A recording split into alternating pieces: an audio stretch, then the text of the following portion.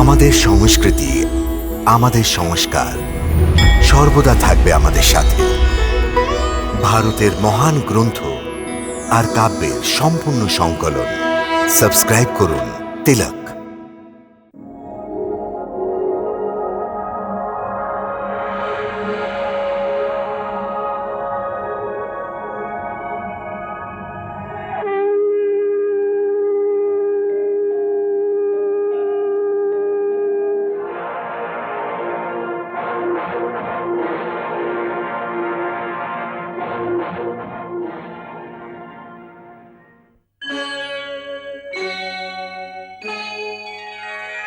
Krishna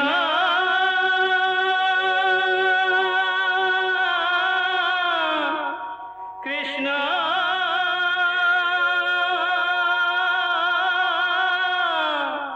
Hare Krishna Hare Hare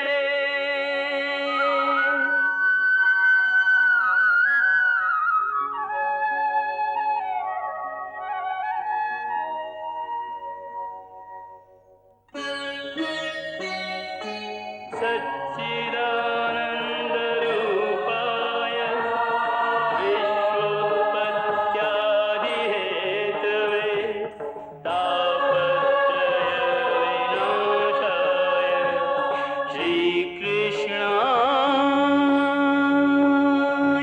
वयं नमः।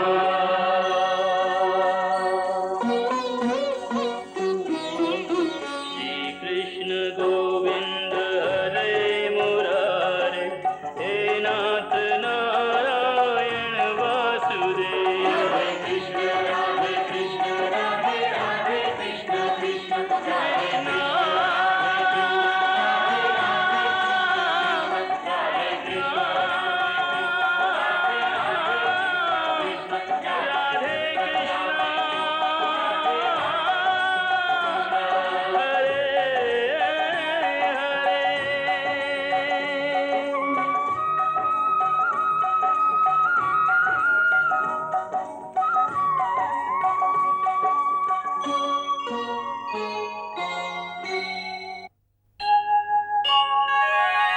এমন মনে হলো যেন শকুনির ছলনা সফল হয়ে গিয়েছে। বরণাবতের প্রজাদের বড় ইচ্ছে যে, তো তুমি তোমার 4 ভাইকে অবশ্যই সাথে নিয়ে যাও।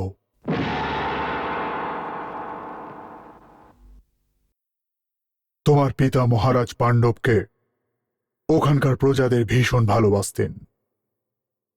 ওখানকার প্রজারা তোমার 5 জন ভ্রাতাকে দেখতে চান।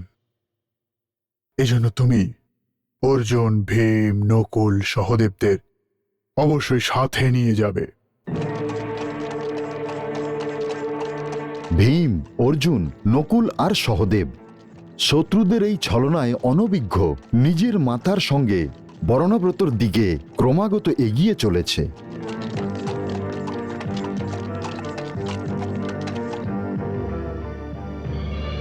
ওদিকে ভগবান শ্রীকৃষ্ণ চিন্তায় মগ্ন ছিলেন যে এই বিপদ থেকে ওনার ভক্তদের রক্ষা কিভাবে করবেন। সেই সময় ওনার ভক্ত বিদুর পুজো করছিলেন। তখনই তার কাছে একটি রহস্যজনক খবর পৌঁছল।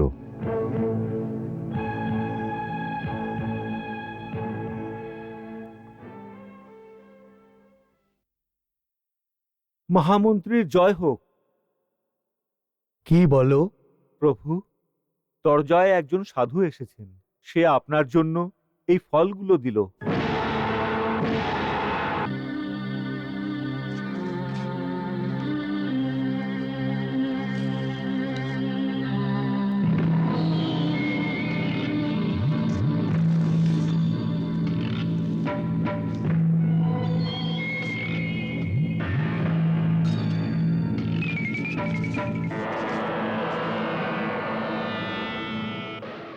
শিব মন্দিরের পেছনে বট বৃক্ষের নিচে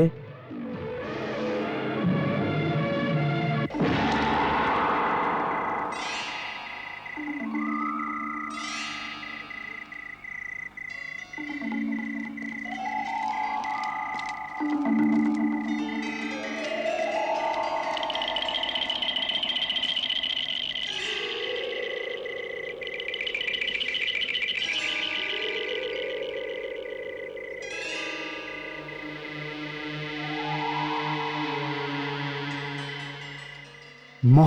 শ্রীয়ের চরণে এই দাসের প্রণাম। কি সমস্যা বজ্রদত্ত? এমন কি ভীষণ সমস্যা এসে গেছে যে তোমাকে এইভাবে আসতে হলো? ক্ষমা করুন প্রভু, আসলে এটা একটা বড় সমস্যা। সমস্যা নয়, বিপদ এসে গেছে প্রভু, অনেক বড় বিপদ এসে গেছে। বিপদ?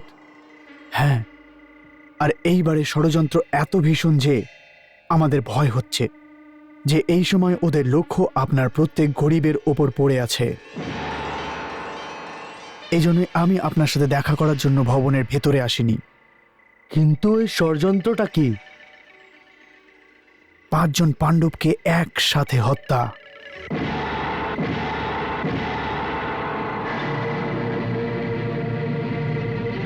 পাঁচ জনেরই হত্যা? হ্যাঁ, আর এটা আমাদের দুর্ভাগ্য, কারণ এইবার শকুনির চালটা সঠিক হয়েছে আর এই পাণ্ডবরা নিজেদের চিতার দিকে স্বয়ং এগিয়ে যাচ্ছেন। কি বলছো? এটা সত্যি প্রভু। বর্ণাবতের পুরনো রাজমহল মেরামত করার অজুহাতে ওই ভবনের সব ঘরকে লাখে পরিণত করা হয়েছে, আর প্রথম রাতেই ওই লাক্ষার ঘরে আগুন লাগিয়ে দেওয়া হবে।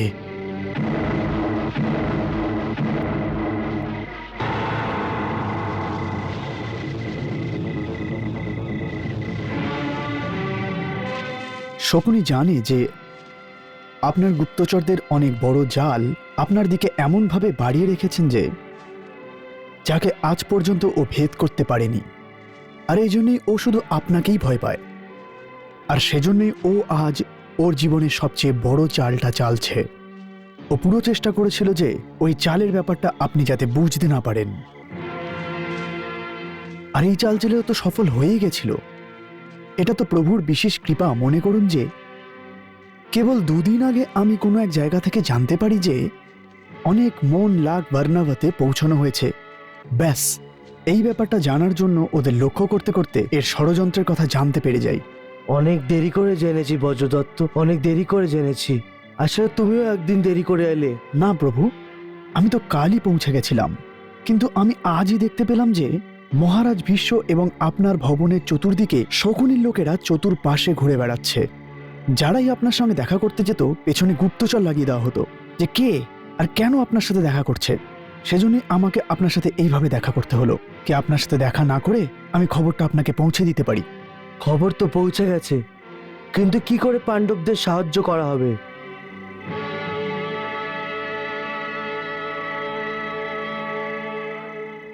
তোমার কথা অনুযায়ী শকুনির লোকেরা মহারাজের মহলকেও ঘিরে রেখেছে। হ্যাঁ, এর অর্থ হলো যে এই সময় পরামর্শের জন্য ওনার কাছে যাওয়া বুদ্ধিমানের কাজ হবে না। একদম নয়। আপনার এখন একদম পিতামাতা ভীষ্মের সঙ্গে দেখা করা উচিত নয়। তোমার কি অনুমান আছে যে যুবরাজ এবং ওদের ভ্রাতা বর্ণাব্রত কখন পৌঁছাবে? কারণ ওরা আরাম করে কোনো রাস্তায় বিশ্রাম নিয়ে যাচ্ছে, এই জন্য কোনো সন্ধ্যাবেলা ওরা ওখানে পৌঁছে যাবে। অর্থাৎ যদি আমরা এক্ষুনি দ্রুতগামী ঘোড়ায় চড়ে বেরোই তাহলে কাল বিকাল পর্যন্ত আমরা ওদের সাথেই ওখানে পৌঁছে যাব। পৌঁছতে পারবো। তাহলে ঠিক আছে, তুমি তোমার 4 জন বিশ্বস্ত লোকেদের সাথে নিয়ে এই সময় বেরিয়ে যাও। সাথে একজন খোদাইওয়ালাকে নিয়ে যাবে যার ওপর আমাদের ভরসা হবে। আমার থেকে সমস্ত পরিকল্পনা বুঝে নাও, কিন্তু সমস্ত পরিকল্পনা এর ওপরেই নির্ভর করছে যাতে তুমি পাণ্ডবদের আগে ওখানে পৌঁছে যাও। হ্যাঁ, একটি কথা আরো, তুমি পাহাড়ের রাস্তা দিয়ে লুকিয়ে বেরিয়ে যাও। প্রধান সড়ক দিয়ে একদম যাবে না, কারণ ওই সড়ক দিয়ে পাণ্ডব যাবে। আর আমার পুরো বিশ্বাস যে ওদের সাথে যে অঙ্গরক্ষক সৈনিক হবে তাদের মধ্যে বেশিরভাগ দুর্যোধনেরই হবে। ওরা দুদিক দিয়েই রাস্তা বন্ধ করে রেখেছে হবে, যাতে ওদিক দিয়ে কেউ খবর নিয়ে এদিকে না আসতে পারে আর এদিক দিয়ে কেউ ওদিকে না যেতে পারে। তুমি সাবধানে যাবে। হ্যাঁ,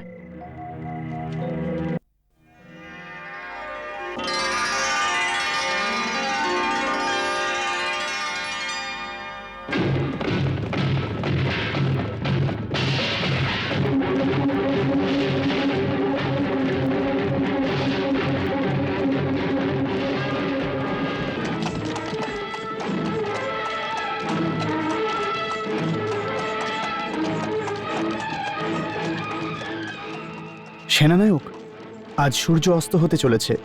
আজকে এখানেই বিশ্রাম নেওয়া যাক। আজ্ঞে সেনাপতি মশাই।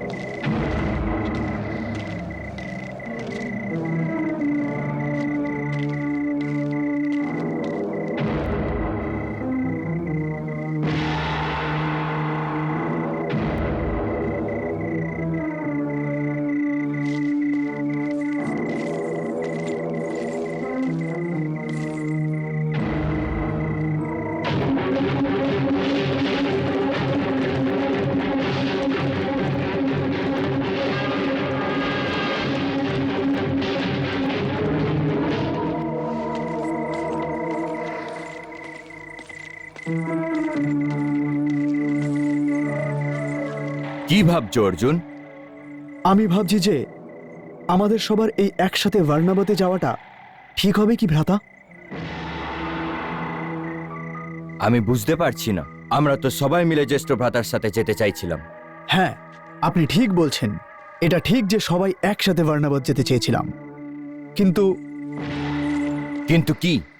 কিন্তু এই যে আমরা বলতাম আর ওনারা আজ্ঞা দিতেন, তাহলে চিন্তা ছিল না। কিন্তু এখানে ঘটনা এই যে এই প্রস্তাব স্বয়ং অন্য দিক থেকে এসেছে। আমরা 5 ভ্রাতা একসাথে বার্নাবাত যাব। এতে এত ভাবার প্রশ্ন কোথায়? ভাবার কথা এই যে ভ্রাতা, আমাদের 5 জনকে একসাথে রাজধানী থেকে বের করে দেওয়া, তাতে কারোর কোনো গুপ্ত পরিকল্পনা নয় তো? এর মধ্যে কি গুপ্ত পরিকল্পনা হতে পারে? অনেক কিছু হতে পারে। যখন আমরা 5 জন রাজধানী থেকে বেরিয়ে যাব, তখন রাজধানীর মধ্যে যে কোনো ষড়যন্ত্র করা সহজ হয়ে যাবে। ষড়যন্ত্র? হ্যাঁ, ষড়যন্ত্র। দেখুন, আমাদের মাতা যতই মহারাজের প্রসন্ন করুক না কেন যে উনি অনেক উদার, জ্যেষ্ঠ ভ্রাতাকে যুবরাজ বানিয়ে উনি এমন উদারতার পরিচয় দিয়েছেন যার প্রশংসা হওয়া উচিত। কিন্তু কিন্তু আমি এটা মানি না। উনি অনেক উদারতা দেখিয়ে কাজটা সম্পন্ন করেছেন। আসলে পিতা ভীষ্ম এবং গুরু দ্রোণের এত চাপ ছিল যে উনি এটা ঘোষণা করতে বাধ্য ছিলেন। আর তা না হলে এটা সবাই জানে যে ওনার পুত্রদের প্রতি ওনার কতটা মোহ আছে, যে কোনো উচিত অনুচিত যে কোনো কাজ উনি করতে পারেন। সেজন্যই ভাবছিলাম যে উনি স্বয়ং যেটা বলেছিলেন যে 5 ভাই একসাথে যাও, তাহলে এর পেছনে শকুনি, দুর্যোধন অথবা কর্ণের কোনো হাত নেই তো? এটাও তো হতে পারে ওরা মহারাজকে বাড়ন্ত পথে চালিত করে দিয়েছেন, যে বার্নাবাতের লোকেরা পঞ্চ পাণ্ডবদের দর্শন করতে চায়, সেজন্য এই 5 জনকে ওখানে পাঠিয়ে দাও।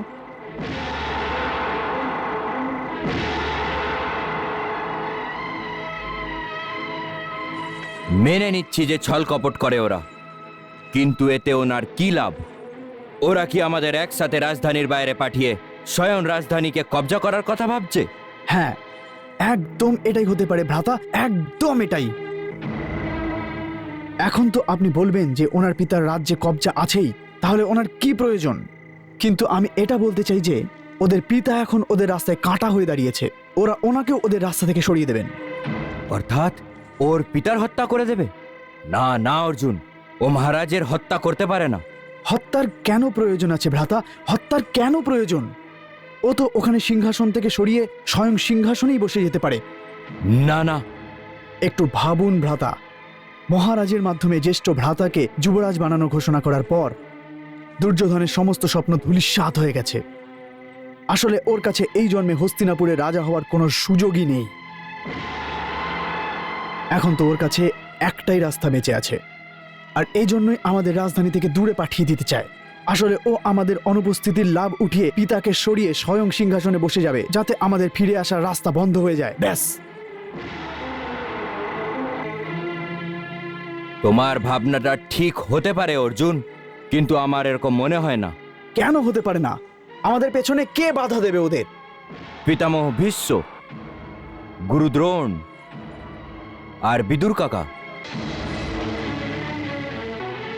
হ্যাঁ অর্জুন, দেখো, যুবরাজ রাজার উত্তরাধিকারী হয়, সেই জন্য যতই রাজাকে বন্দি বানিয়ে অথবা হত্যা করে সিংহাসনের ওপরে উত্তরাধিকারীরই অধিকার বজায় থাকে। আর যতক্ষণ পর্যন্ত যুবরাজ উত্তরাধিকারী জীবিত আছে ততক্ষণ পিতামহ ভীষ্ম আর গুরু দ্রোণ দুর্যোধনের সাহায্য করবে না, বরং ওদের রুখে দাঁড়াবে।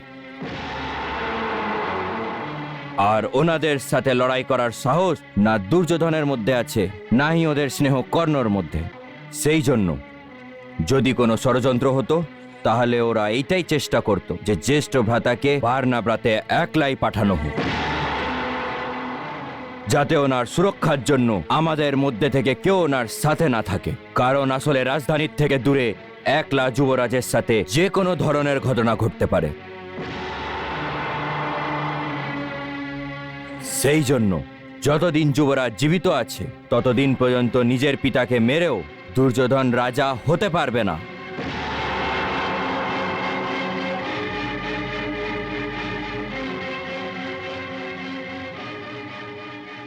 যতদিন পর্যন্ত যুবরাজ জীবিত আছে। এটা বলবে ভ্রাতা, আপনি আমার চোখ খুলে দিলেন যে আমাদের এখন যুবরাজের জীবনকে বাঁচানোর চেষ্টা করা উচিত। সেই জন্য আমাদের এই প্রতিজ্ঞা করা উচিত যে আমাদের কখনো কোনো জায়গায় জ্যেষ্ঠ ভ্রাতাকে একলা যেতে দেব না। ওনার সুরক্ষার দায়িত্ব আজ থেকে দুজনেই বহন করব। অবশ্যই।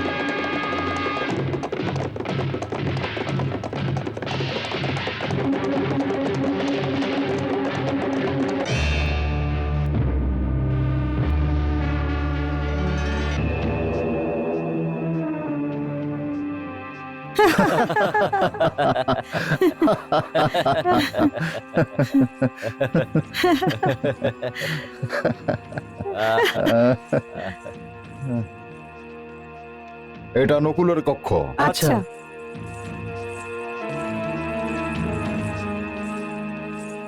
আর এটি সহদেবের কক্ষ। আচ্ছা। আর এতে অর্জুন। আচ্ছা।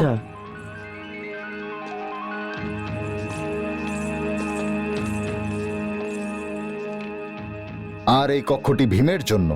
আচ্ছা।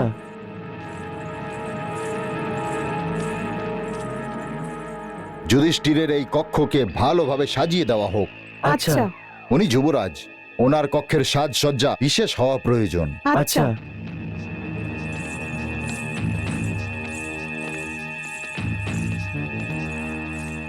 ঠিক সেভাবেই মহারানী কুন্তির এই কক্ষ বিশেষভাবেই যেন সাজানো হয়। আচ্ছা।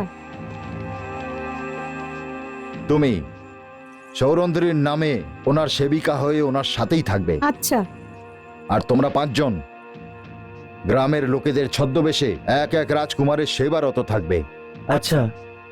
আচ্ছা শোনো, ঘুমোবার আগে রাতে দুধের সাথে অজ্ঞান করার জড়িবুটি মিলিয়ে খাইয়ে দেবে, হুম। যাতে আগুন লেগে যাওয়ার পরও ওদের চেতনা যেন না ফেরে। হুম। আর মনে রেখো, এই সমস্ত কাজ যেন প্রথম রাতেই সম্পূর্ণ হয়ে যায়। হ্যাঁ, আমরাও মনে রাখবো আর ওরাও মনে রাখবে।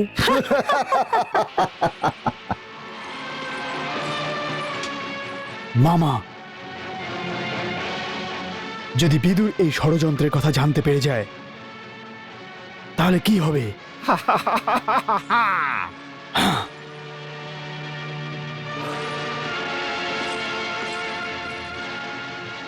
আমি জানতে চাইছি যে এই ষড়যন্ত্রের কথা যদি জানতে পেরে যায় তাহলে কি হবে শকুনি মামা?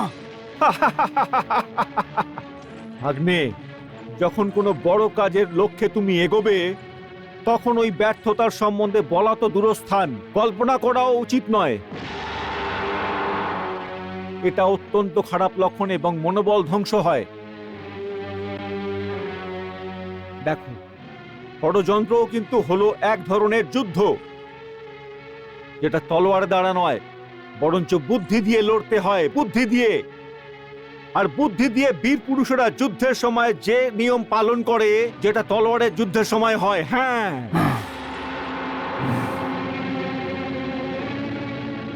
হয় তুমি যেতো, না হলে মরে যাও।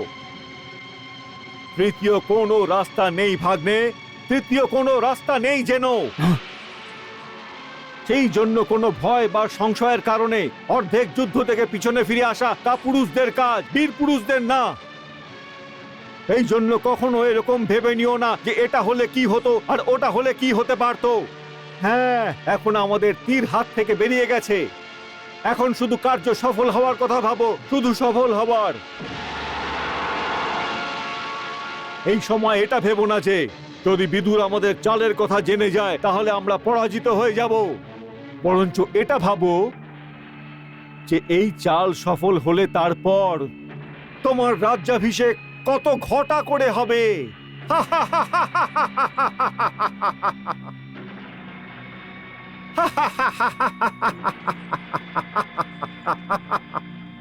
আর আর এই রাজমহলের সাজসজ্জা কেমন হবে, এই নগর কিভাবে আলোয় আলোকিত হয়ে যাবে, এই সব কথা ভাবো ভাগ্নে। পরাজিত হওয়ার কথা ভেবো না ভাগ্নে। হ্যাঁ, পরাজিত হওয়ার কথা ভেবো না একদম।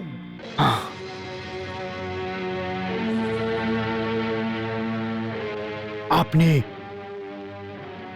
ঠিক বলেছেন শকুনি মামা,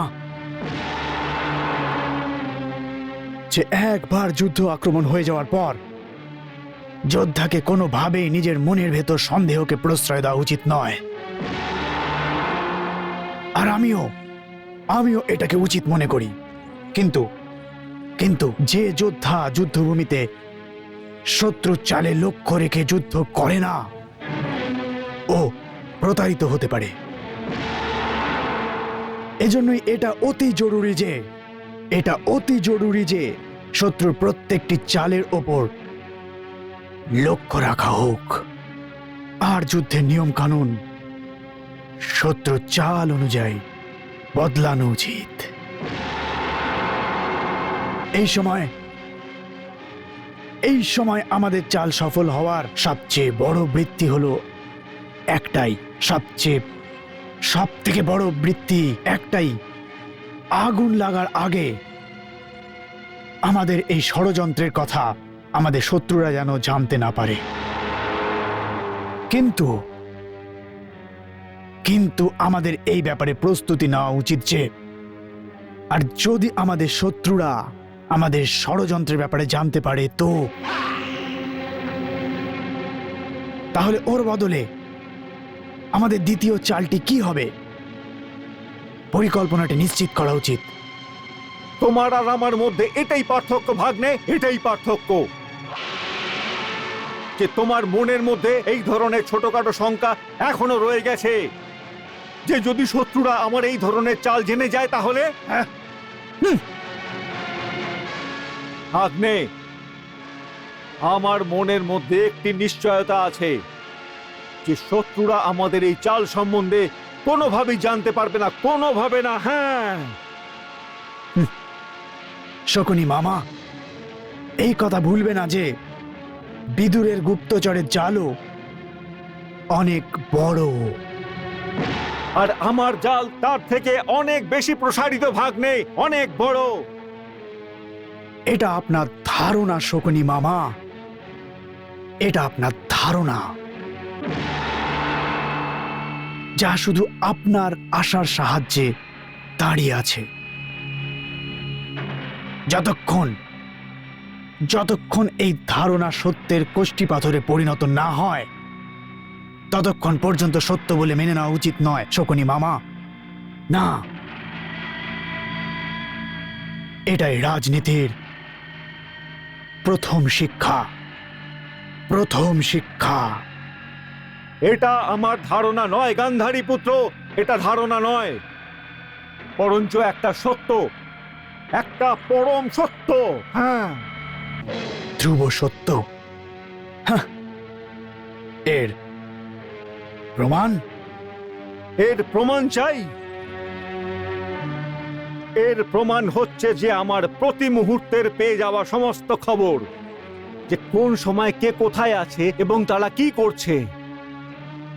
শকুনি কখনো কাঁচা কাজ করে না ভাগ্নে, কাঁচা কাজ কখনো করে না। হ্যাঁ, তুমি কি ভাবছো যে আমি একটা এত বড় ষড়যন্ত্র রচনা করে রাজমহলের মধ্যে বসে চুপচাপ বিশ্রাম করছি? না না আমার ভাগ্নে, না। আমার গুপ্তচরেরা পিতামহ ভীষ্ম, গুরু দ্রোণাচার্য, গুরু কৃপাচার্য এবং মহামন্ত্রী বিদুরের নিবাস স্থানকে চারদিক থেকে ঘিরে রেখে দিয়েছে। কে ওখানে আসছে, কে ওখান থেকে যাচ্ছে, আর কোথায় যাচ্ছে তারা, তার উপরে প্রতি মুহূর্তে নজর রাখা হচ্ছে, প্রতি মুহূর্তে। বিদুর যদি কোনোভাবে এই কথাটা জানতে পেরে যেত যে ওর আদরের 5 জন পাণ্ডব নিজেদের বিনাশের দিকে, নিজেদের চিতার দিকে ক্রমাগত এগিয়ে যাচ্ছে, ক্রমাগত এগোচ্ছে, তাহলে কি উনি মনের শান্তিতে নিজের ঘরে বসে বিশ্রাম করতে পারতেন? না। তুমি জানো কি আমার পাওয়া শেষ খবর অনুযায়ী ওই মূর্খ এই সময় নিজের ঘরের মন্দিরে বসে ভগবানের পুজো করে চলেছে। পুজো।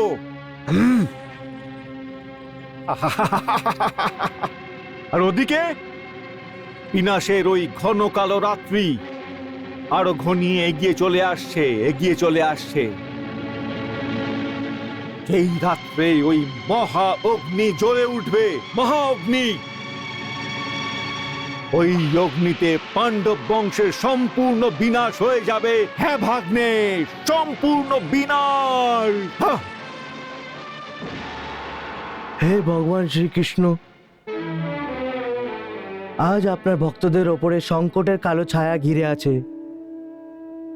প্রভু রক্ষা করুন, আমার সম্মান বাঁচান প্রভু।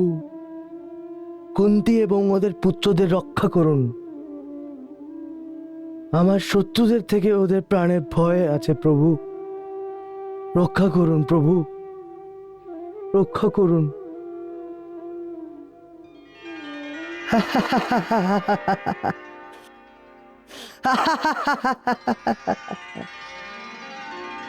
কি হলো? কার উপরে হাসছো? হ্যাঁ, হাসছি এটা দেখে যে একজন বীর জ্ঞানীও কত তাড়াতাড়ি বিচলিত হয়ে যায়, কারণ ও এটা ভালোভাবেই জানে যে তখন যার সাথে আমি আছি ওর আর কিসের কথার ভয়। এই সমস্ত তোমার মায়ার লীলা, যা বড় বড় দুটো নাচিয়ে দেয়। এটা তো সত্যি।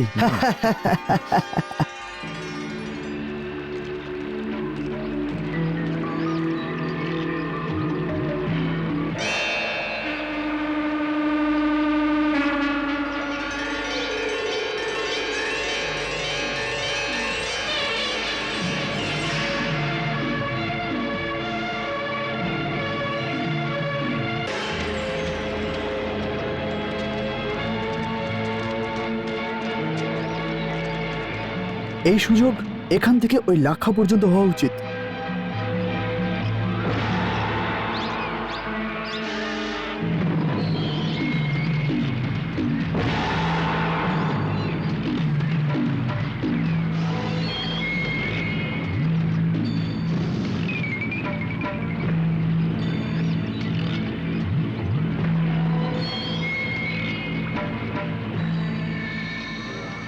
এই লোকেরা যখন ওই ঘরে আগুন লাগাবে তখন ওদের সৈন্যরা অবশ্যই এই ভবনকে ঘিরে দাঁড়িয়ে থাকবে, কারণ যদি কোনো কারণে পাণ্ডবেরা বাইরে বেরোতে চেষ্টা করে তাহলে সৈনিকেরা পাণ্ডবদের আগুনে যেন ফেলে দেয়।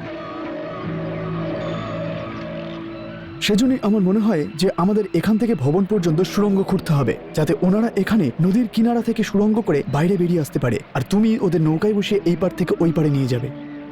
আচ্ছা, আপনি ঠিক বলছেন, কিন্তু এই সুড়ঙ্গ খোঁড়ার সময় আমাদের কাছে খুব কম। ওটা তো আমি জানি, কিন্তু এই কাজটা আমাদের করতেই হবে। তুমি এই মুহূর্তে এখান থেকে খোঁড়া শুরু করে দাও। ওইদিকে যখন যুবরাজ নিচের বন্ধুদের সাথে ওখানে যাবেন তখন আমি আর আমার 2-3 জন সহকর্মী গ্রাম্য পরিধানে ওখানে পৌঁছে ওনাদের জিনিসপত্র ভেতরে নিয়ে যাওয়ার অজুহাতে ঘরের ভেতরে প্রবেশ করব। তারপর ওখানে কোনো অন্ধকারে লুকিয়ে রাত্রির প্রতীক্ষা করব। যদি এমন কোনো সুযোগ পাই তাহলে ভবনের ভেতর থেকে আমরাও সুড়ঙ্গ খোঁড়ার চেষ্টা করব।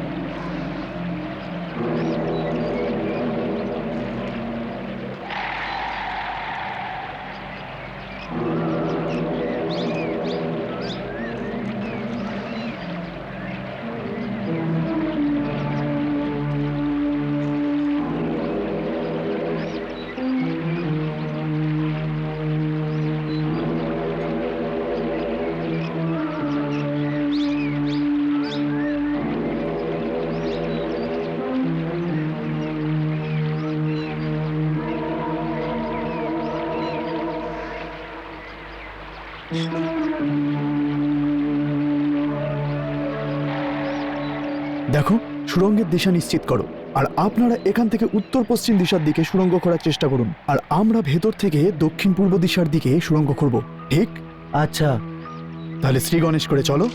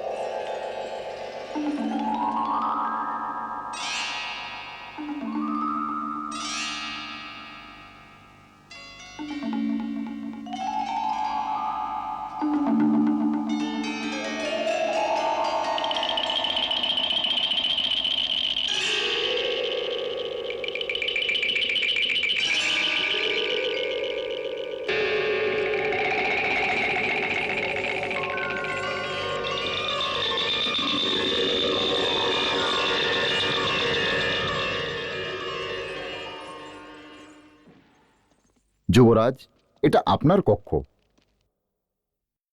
আর এই দাস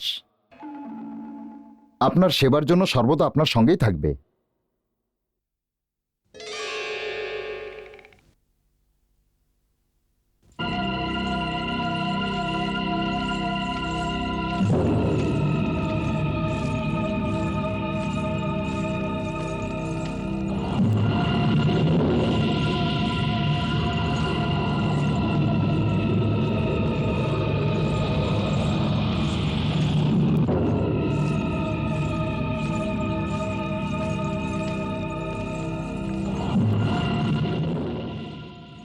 মহারানীর জন্য আপনার পাশের কক্ষই নির্ধারণ করা হয়েছে।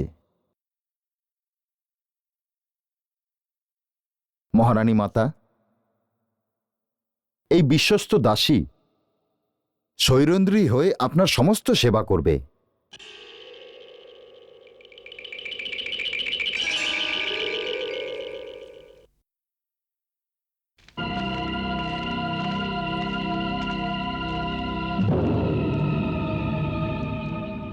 যুবরাজের জিনিসপত্র এই কক্ষে রাখবে আর মহারানীর জিনিসপত্র ওই কক্ষে, ঠিক আছে?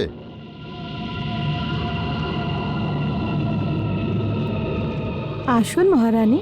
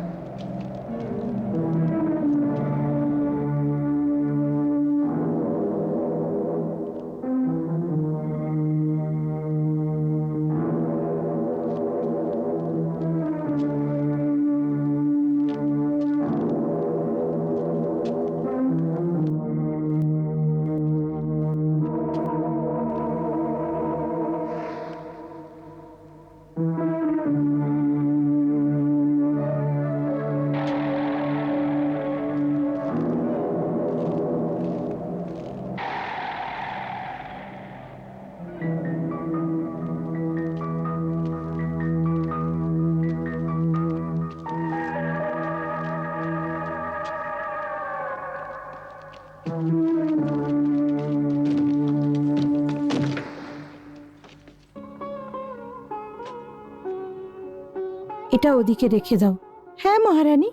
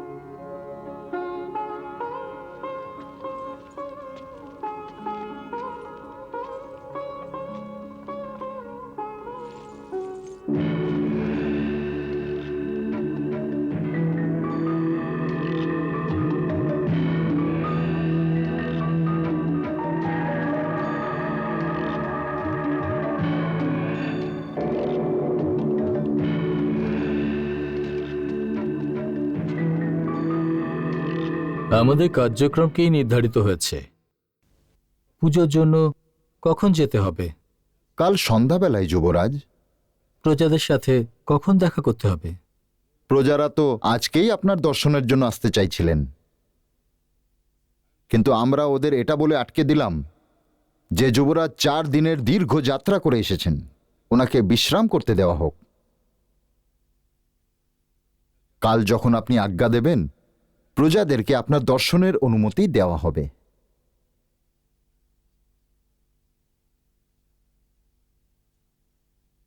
সকালে সন্ধ্যা বন্ধনের পরে যে কেউ আমাদের সাথে দেখা করতে চান, আমরা অবশ্যই দেখা করব।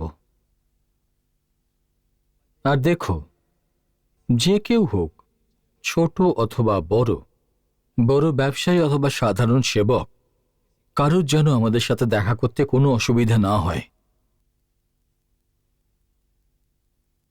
রাজভবনের প্রবেশদ্বার সবার জন্য খুলে দেওয়া হোক।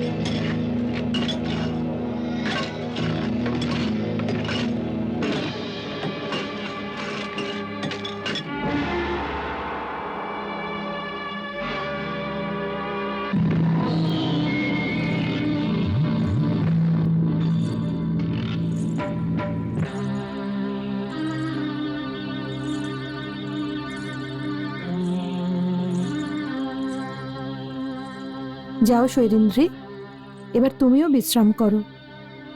যথা আজ্ঞা।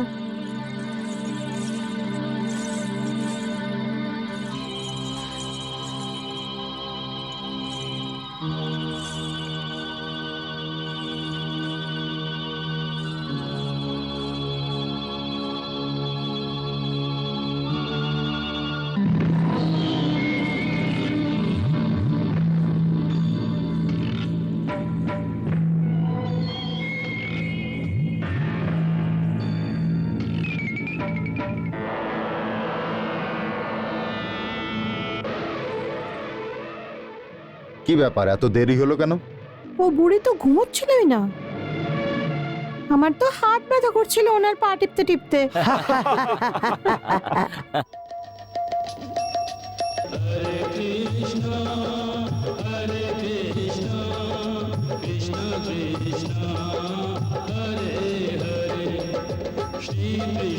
चरितं गुणानुवादं तत्प्रेरणा अहं करोमि मम भावगीतं हृदयस्य प्रीतं त्वद्पद्मपादे समर्पयामि।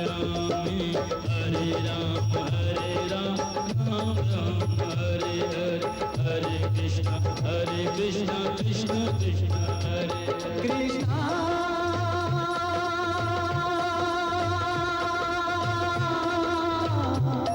कृष्णा